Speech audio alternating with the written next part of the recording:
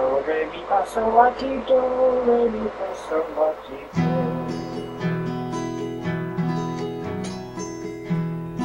Out on board a westbound 747.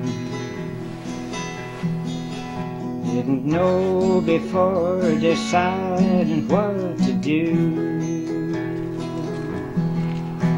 Oh, that talk of opportunity, TV breaks and movies rang true, sure rang true. Seems it never rains in Southern California. Seems I've often heard that kind of talk before. It never rains in California. Girl, don't they warn you that it pours?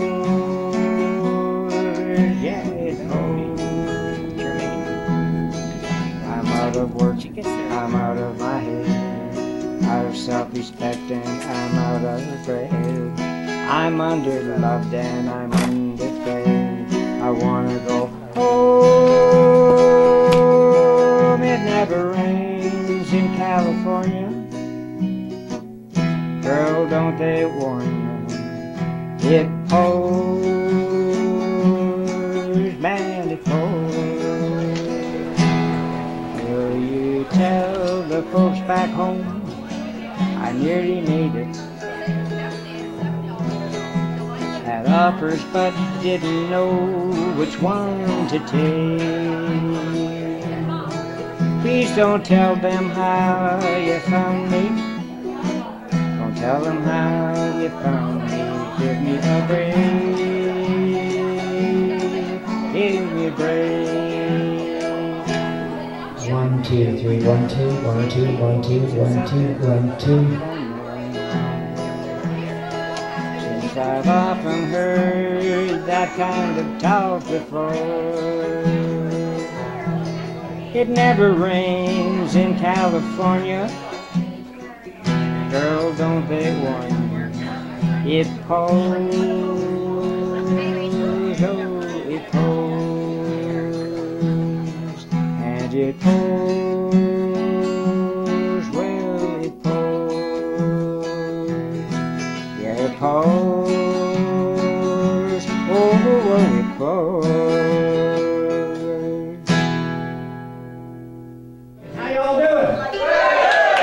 A little more.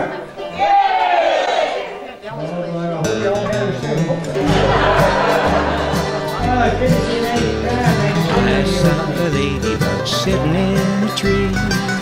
I saw a ladybug looking at me. And I said, hi, how do you do? She said, I'm fine, and how about you? I was born in Toronto, and my folks they come from Pembroke, Ontario. They moved to Toronto after they got married, and 6 boys, and I was the last one. Maybe that'll tell you something, I don't know. Sort of makes me wonder. Boy, I was born in the sun porch here, I believe it was that house right there. Oh, and there was a sun porch. And we stayed here till I was about 1.5 years old. Most kids my age, or my era, were born in houses at home. And my parents lived upstairs in this place, and they were renting there, and that was my bedroom, was a sun porch. When I was 5 years old, 39, I can remember cold winter's day, January, I think maybe somewhere around there, and this gentleman knocked on our back door. He wanted something to eat. My mother gave him a peanut butter sandwich, and I never forgot that. And it made me appreciate what I had and what I have today, because I realized then life doesn't just come to you, it's a struggle. And people, then there were a lot of people out of work, looking for jobs, hopping freights, heading across the country to find something, families splitting up because they can't be supported. It's tough. I consider ourselves to be very fortunate in the fact that we had a dad that worked steady. And he probably made about $6 or $10 a week, which was okay in those days, but it fed us. We didn't have a lot of extras. Well, we didn't have extras, but we ate, we paid our bills. My dad was a very quiet man, sort of an introvert, wouldn't you say? Yeah, he kept to himself pretty well, but he was a sheet metal man for 40 some odd years, and he even worked for A.V. Rowe on the CF-105 and mosquito fighters. Yeah. And he was a working man. That's all. He just kept working and working. My mother was a very busy lady. She was in with a lot of artistic people. Marley Follett, one of the greatest Canadian authors. She also was in the Esperanto Club, which was a language, a universal language that they were starting back in the days. I don't know if it's still there today, if they still have it, but she mixed with a lot of intellectual people. 2 weeks ago, I was at a bar with my brother Johnny, and we were sitting there having a drink, and the guy in the stool next to me falls on the floor. I looked at Johnny, I picked the guy up, I set him back on the stool. We got talking again, and all of a sudden, bang, down he goes again. Pick him up, put him back on the stool. Bang, doesn't he go down again? So I looked at my brother John, and I said, we got to do something about this. I called the bartender, I says, excuse me. He said, yes. He said, do you know this guy? I said to him, do you know this guy? And he says, yeah, that's Frank Thompson. Well, do you know where he lives? He says, yeah, he lives at 47 Torrance Avenue. He said, thank you. We're going to take him home. Oh, he said, nice gesture. Come on, Johnny. So we picked him up and we dragged him out the car and threw him in the back of the car and drove home and dragged him up the stairs to the door. And we got there, knocked on the door, and Mrs. Thompson answered the door, and she said, yes, can I help you? She said, Mrs. Thompson? She said, yes, look, we just brought your husband home. She said, oh, thank you so much. Where's his wheelchair? Sunrise, sunset, how the days go by. You come home from school with your books because you had homework, open the door, throw them on your bed, and then get down to the X and you either play touch rugby, baseball, or hockey. Yeah. I mean, you were active all the time. You didn't want to be home. Or you go swimming down Lake Ontario. Or you go swimming, yeah. Well, it was part of our life. It was part of us. We were here every day. Even when the military was here, we played here. It was exciting during the exhibition when it was on.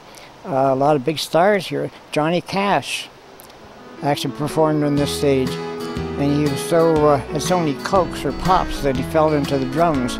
However, it's another story. Pardon me, is my plea, oh Lord, please. We just lived on the ice in the winter. I loved hockey. That was my love of my life, and you could not keep me off skate.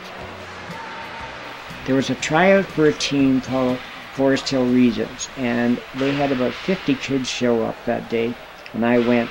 And I took one look, and my buddy and I looked at each other and said, there's no way in the world that we're going to make this team, like 50 guys. But at the end, when we're all coming off the ice, the coach was saying, you guys go to that room, you go to that room, and so forth. And he split us up.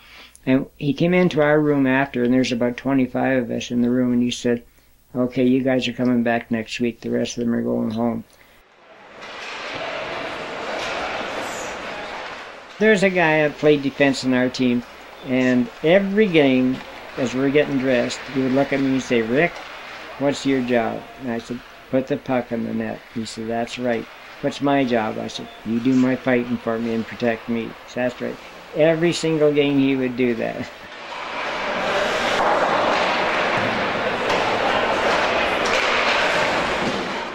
We had some brawls, I have to be honest. We had one game there that I got into a fight, and they canceled the game. because of the brawling was so bad. And we all had to come out at the same end. Well, we were throwing each other down the stairs, everything towards the dressing rooms. We had to have a police escort out of town. It was in Aurora. A lot of my buddies that I played hockey with, they went for a tryout at Lakeshore Arena, I believe it was, in New Toronto. And it was for Paisley Pirates in Scotland. And some people said, why don't you go? I mean, I probably could have made it because I played hockey with these guys. I felt I was just as good as most of them. And but I chickened out. And in one way, I'm sorry because it would have been quite an experience to go to Scotland and play hockey. I didn't go because I felt, what happens in 10 years from now? What do I do? And I just got out of it. The light comes on. And he tees off. Nice putt.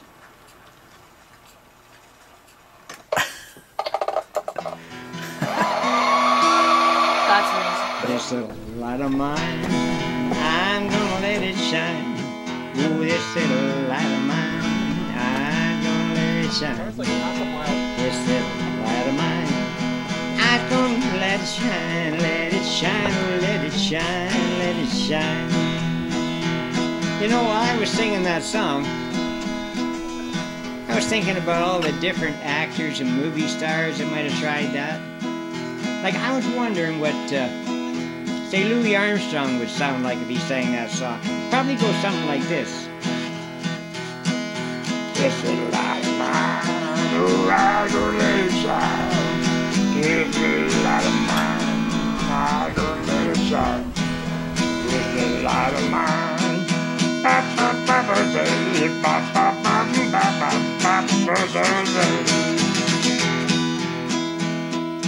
Then I got thinking too, what about John Wayne, the national hero? Oh man, how would he sound singing this song? Well, he'd probably go something like this.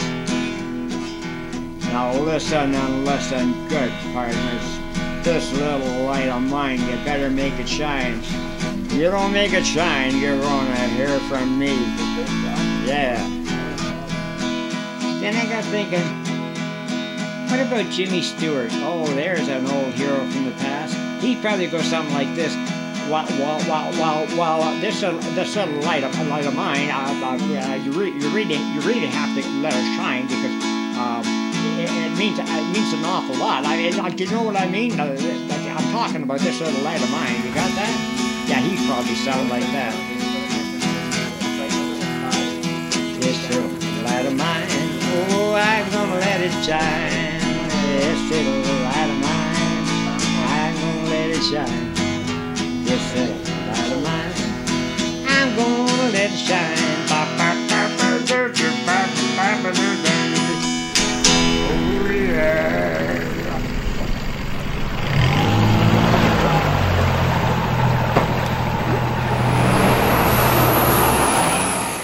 I was laid off from a job I had previously, a really good job, working in motors and the meters that they have in the houses for the electricity.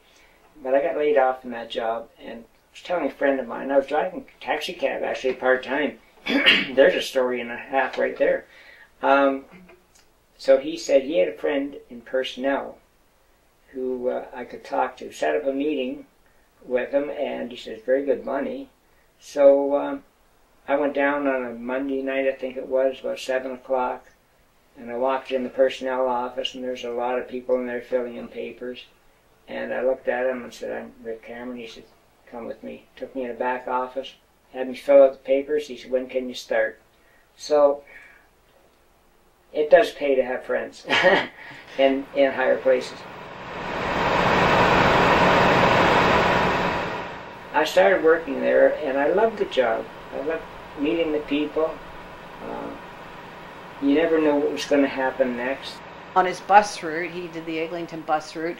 My sister and I'd hop on the Midland bus, get on the Eglinton, and just do his run with him because it was so entertaining. He'd entertain all the people, and we'd sit at the front of the bus and watch my dad be a fool.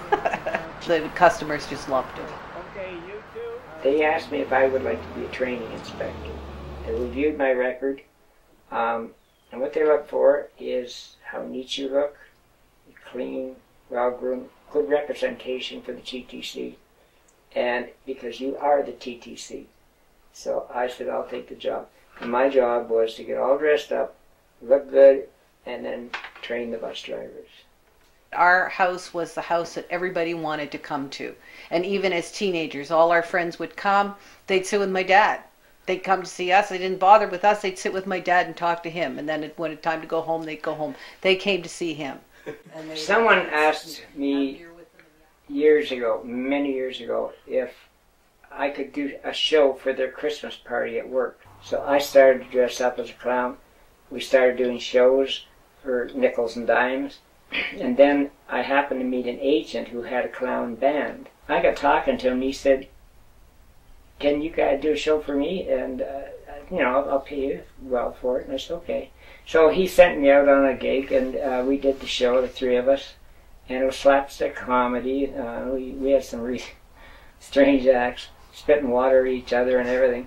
And it went over famously. He said, "We did a great job. I'm going to get you more shows." And so it happened.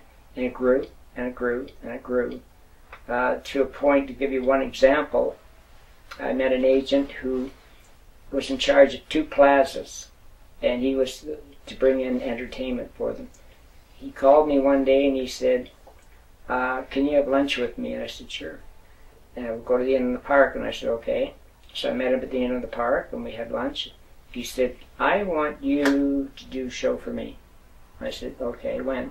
He said, "I want to bring in Santa Claus, but we need something, and you've got a great act, so we can bring in something that'll really attract them. Thursday night, Friday night, and Saturday, what can you do for me?" I said, "I can give you 1 show Thursday, 1 show Friday, and 4 shows Saturday." He said, "Okay, how much would you charge?"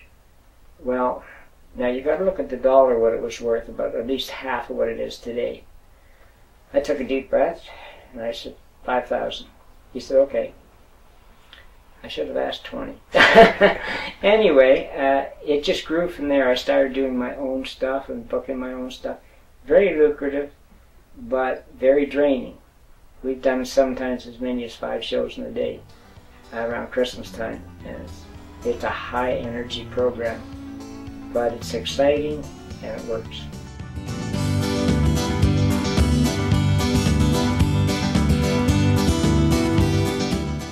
My boss came to me one day and he said, "You work with children, right? You have a clown act?" I said, "Yes, I have a professional clown act on the side." Now, you weren't supposed to have a clown in business on the side, but it was very lucrative, very successful. And he said, "We're starting a school safety program. How would you like to be on it?" And I said, "Sure. What would you like me to do?" And they basically said, "That's up to you." I said, "Okay. Fine, yeah, I'll try it." So I would take a bus, go to a school, and teach children safety anywhere from junior kindergarten to grade 8.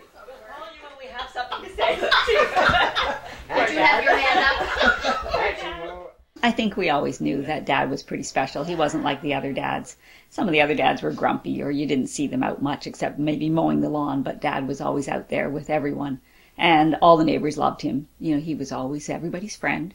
And no matter where you went, you knew that if you went to the store with Dad, you were going to be there for half an hour because he always met somebody that he knew, or he always stopped to talk to somebody. And my dad loves to talk. So in our basement, we had a pool table and ping pong. So we were always playing games. We had a trailer, and we would go up to the trailer and we would play cards and we would play lawn darts. And we were always doing something, playing, water skiing. And my dad was a kid. And he still is a great big kid. He's got the heart of a kid and the mind of a kid, and he loves to enjoy life, which was growing up, that was wonderful. My boss came in, he just came back from British Columbia, and he brought in this big beaver suit with a big beaver head with a TTC hat on it. And I said, "That's interesting. What is this all about?" He said, "That's our new safety symbol." I said, "Really?" He said, "Yep, that's Barney Beaver." I said, "Very good, Barney Beaver." Okay, and who's going to wear that? And he kept staring at me. So I got the picture. So I became Barney Beaver. another very interesting situation, because we would go to plazas and Barney Beaver would come out and meet the kids and everything. Then we would go to different events, such as a police safety award, for instance. They would ask Barney Beaver to come, along with Elmer the elephant and Blinky the car. And so we would do things for the fire department, things for if there was an award given out to somebody in the TTC, Barney Beaver had to be there. So I was all over the place. They asked me one day, Rick, we want to put Barney Beaver in the exhibition. Can you do anything for us? And I said, yes, I can. And they said, what can you do? I said, you build me a bus, and I'll build you a show. So I said, I want it about this high, doors that open, the kids can get on, about 6 or 8 kids. And what I'll do is I'll put on about a 20-minute show with Barney Beaver doing all the wrong things. And we'll have a spokesman there who would say, no, you can't do it that way, Barney, you got to do it this way. And so I would do the wrong things, and he would show me the right things, and the kids would get the message. Now we're going to do bottles. My brother has always wanted to go down to the Carolinas, and I said, why don't you go?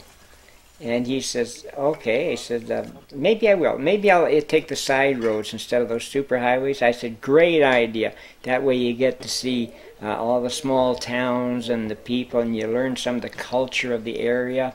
I said, but be very, very careful.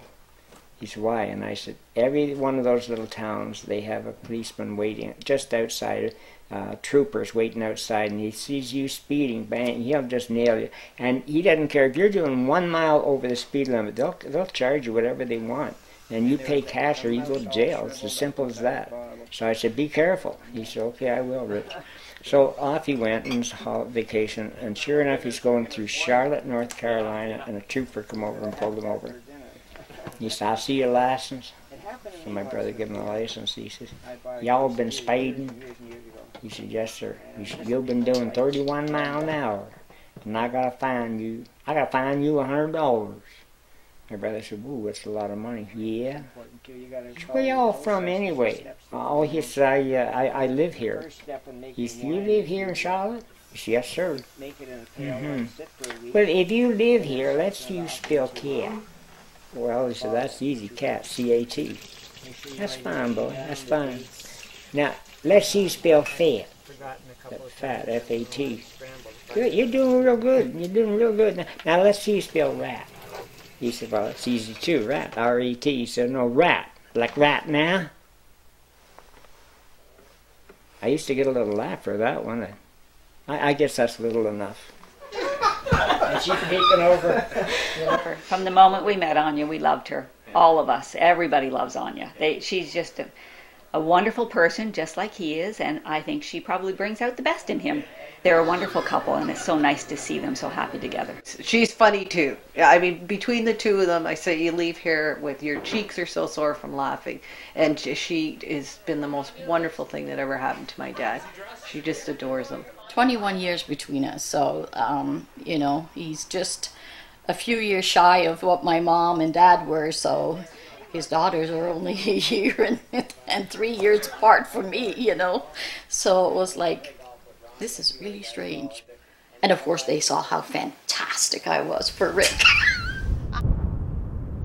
I'd gone through some times and struggles, and separated, and I got a job with the bus company. They had an open run in Oshawa, and there was 3 bus drivers. There was my wife,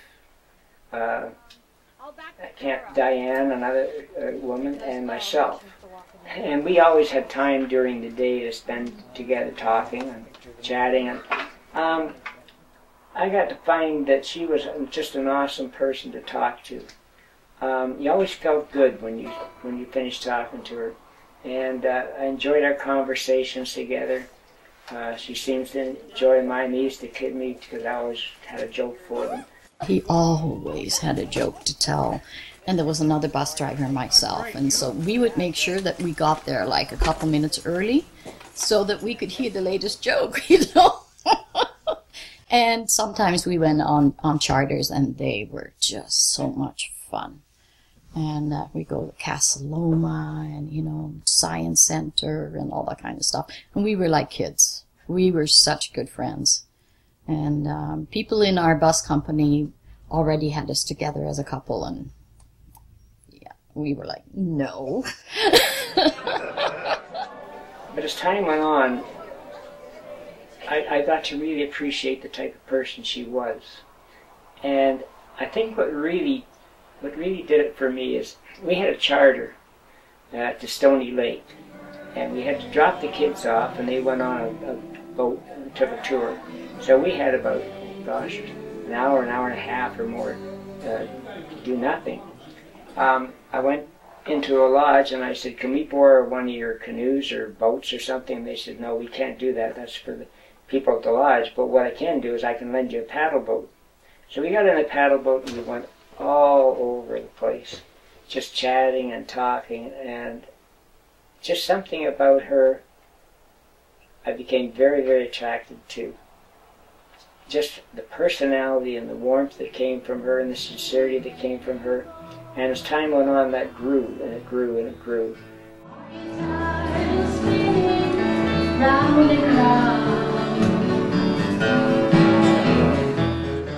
My girlfriends were jealous because we were like in that, well, we're so in love, you know, babe, and holding hands, and so yeah, it was a great time. I said to her, how do you feel about marrying somebody my age? She was, what, 36 at the time, and I was 57. I said, gee, that's quite a difference. How do you feel about that? She said, I don't care, as long as I can be with you. She said, how do you feel? I said, if I could have 10 years with you, it would be the best 10 years of my life. She brought me from a place that I would never want to go back to. And she actually brought me to the Lord, which I do appreciate. A lot of people go, ooh, the Lord, don't talk about the Lord. I'm not going to go into a big thing about it, but if it wasn't for him, I wouldn't be here today.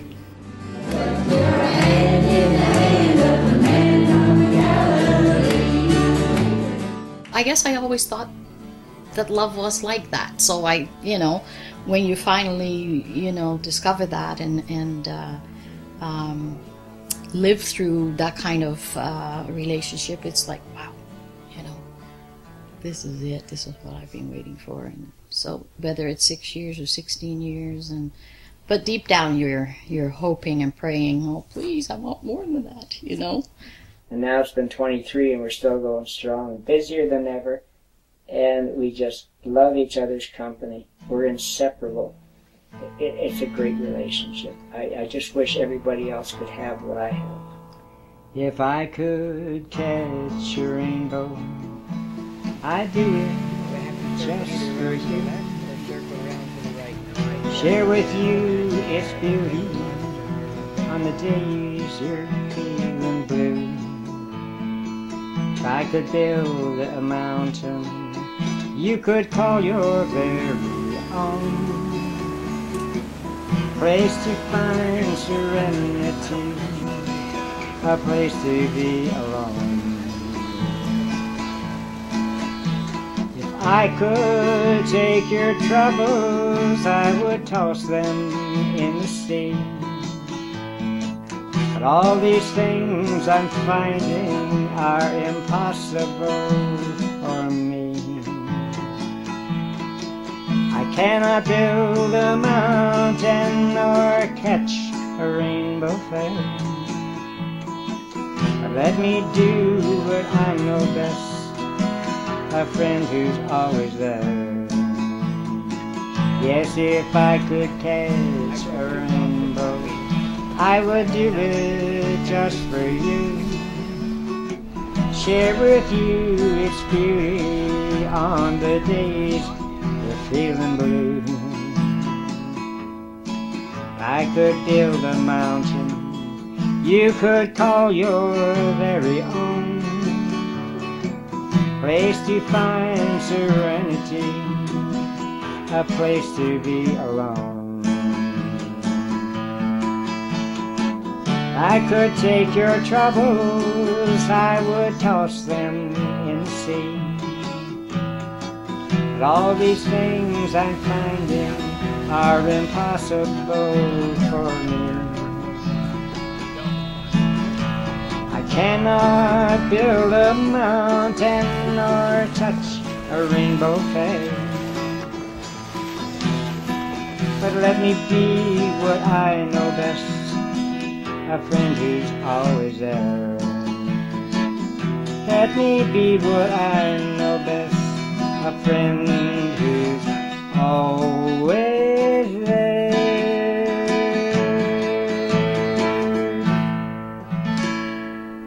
Standing there, the memories that I raised the children by myself, so for 6 years, and then Rick came into the picture. So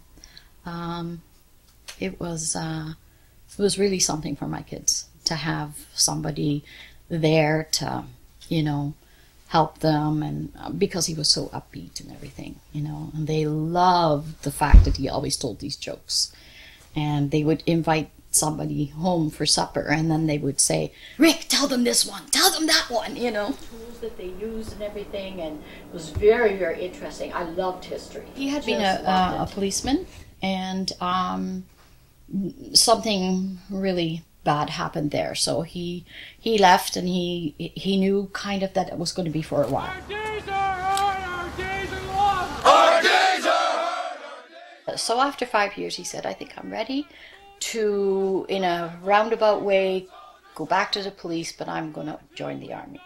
So he joined the army, and we went for his graduation. Of course, he was top-notch, and, you know, he was the parade master, and, you know, everybody had voted him as #1, and they thought he was going to have a really long career with the army. He just excelled. He ran into a really rough time. In January of 2010, there were 3 suicides before Jed's, and they were all at Camp Borden. And Jed actually took his own life down the road here in Bon Echo Park. You know, you try and put pieces together, you try to understand. Unless you enter into a deep, deep depression yourself, you can't understand. You just can't when you're there. But I have come to realize that it's like having cancer. You can't help that. And, you know, people are not going to criticize you if you have cancer. They're not going to say, oh, what did you do to get cancer, you know? And I think it's the same way with depression. Rick keeps a lot inside.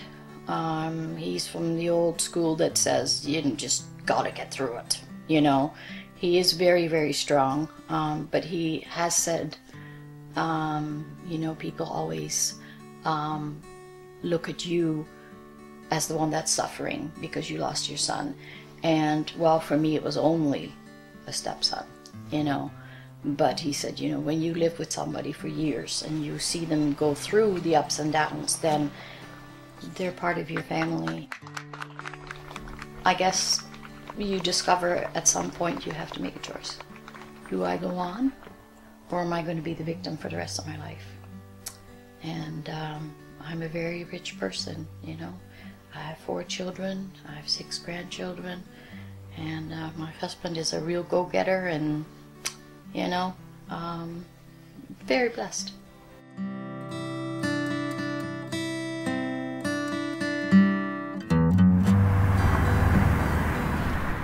We decided we would like to live in a small town. So we found this place. I never heard of Northbrook before, which is where we are today. And we just found it. Yep, and we started with crafts, and the first year we were here from June till May, and in May we opened the store. So that's kind of what sold us on this house.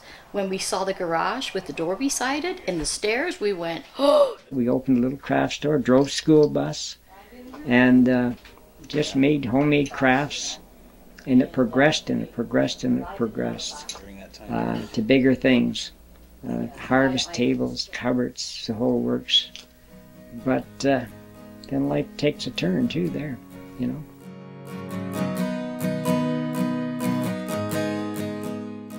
It was built up through stress, trying to get orders out in time and new business, keep it going and everything else. And we had taken over Sears catalog, and I could feel the stress. So one morning I got up, got all dressed, ready to go and drive the school bus. And I went into the bedroom. My wife was lying there, and she looked at me, and I was rubbing my chest. She said, "What's the matter?" I said, "I don't know. I feel like somebody's standing on my chest." And she said, "I'll take over. I'll go and drive the school bus." I said, "No, you won't be ready in time. I got to leave now because it's getting late, so I got to go." And I took off with the bus, picked up the kids, and I sort of did a circle and came back again. And she was there waiting for me, and she took over the bus. And I went into the medical center, which is right across the road from my house. Dr. Tavai, a wonderful doctor, he checked me out, and he gave me a shot of glycerin, which I didn't know what that was at the time. And then he gave me another shot, and he said, "How you feeling now?" And I said, "Well, I still got pain in my chest, and it feels like somebody's standing on it." And he says, "You're out of here. You're going to the hospital." Had an ambulance, shot me off to the hospital, and I had a heart attack.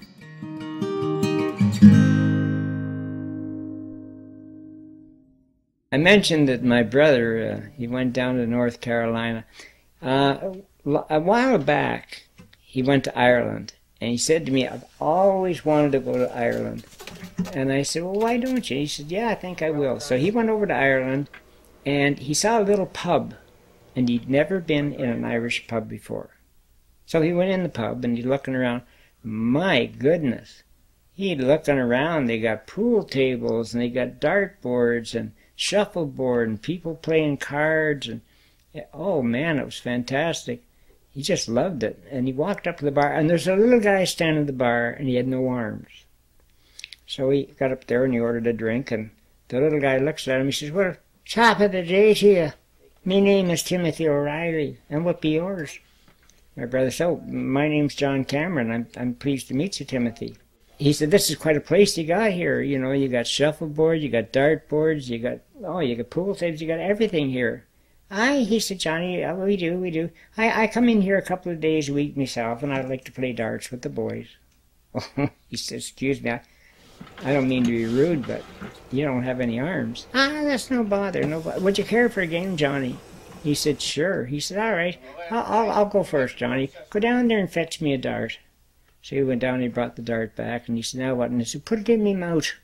So he puts it in his mouth, and he said, "Now what?" He said, "Go down there and throw the board at me."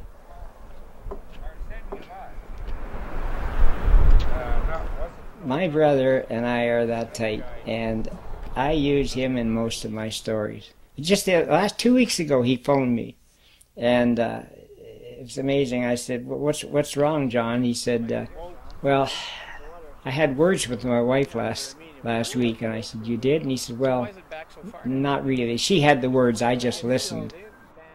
John has been an integral part of my life, and I used him as the butt of many of my jokes.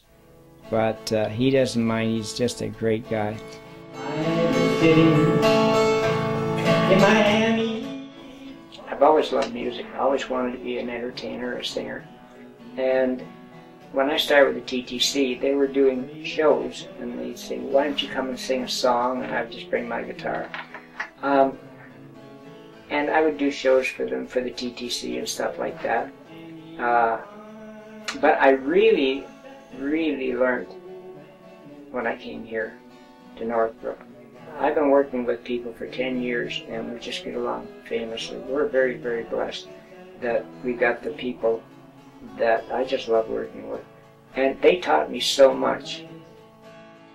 We would come home from school, there'd be my dad and probably 4 or 5 other friends all jamming on the guitar, singing, and we'd get cornered into being the audience, and we'd go, "Oh, not another song." We didn't appreciate his music back then like we do now. We had to be the captive audience. He was always practicing his guitar, and I can remember often after dinner he would sit in the kitchen and he would be practicing his songs for the next show coming up. And we would just sit and listen to my dad sing his songs, and my sister and I would always have our favorite one and say, play this one for us, Dad, and well, how about this one now? So it was wonderful. Like, we were always entertained. I can't write songs. They're inspired by God. And he'll wake me up 6 o'clock in the morning and say, get up, you won't write. He doesn't say it, but, you know, I got to go. I know, I'm listening, and I'll run into the room and I start singing away and playing on my guitar and chording it and writing it all out and chording it. And if I don't do that, I lose it. When Rick gets a song, you know, it's like, he's going like this, and I'm going, you got a song? And I'm taking a piece out of the garbage. I'll have a piece of paper and a pen, and, you know, I start writing, and I'm very good at picking up the melody. When he sings it, I can sing it back. So for him, it's important to get the words out, but for me, it's important then to remember the melody. Why do you always try to make me over? Take me as I am, or let me go.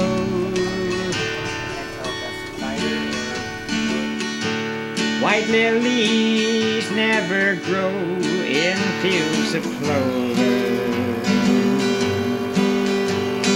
Take me as I am, or let me go. You're trying to reshape me into an old love, in the image of someone you used to know. I won't be a good Italian wine, vino. Take me as I am, or let me go.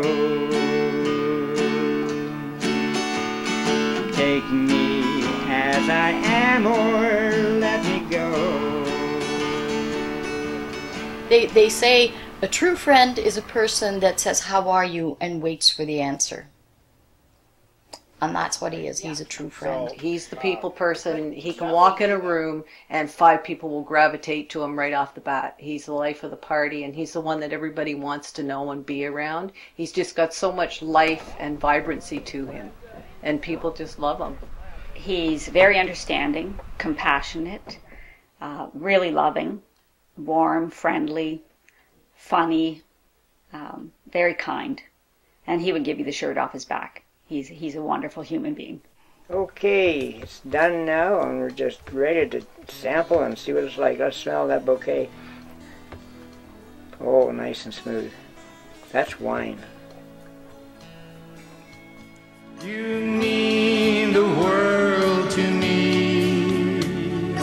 I give my life to thee.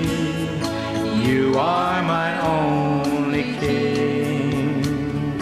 Praises to you I'll sing. I'll walk with you each day.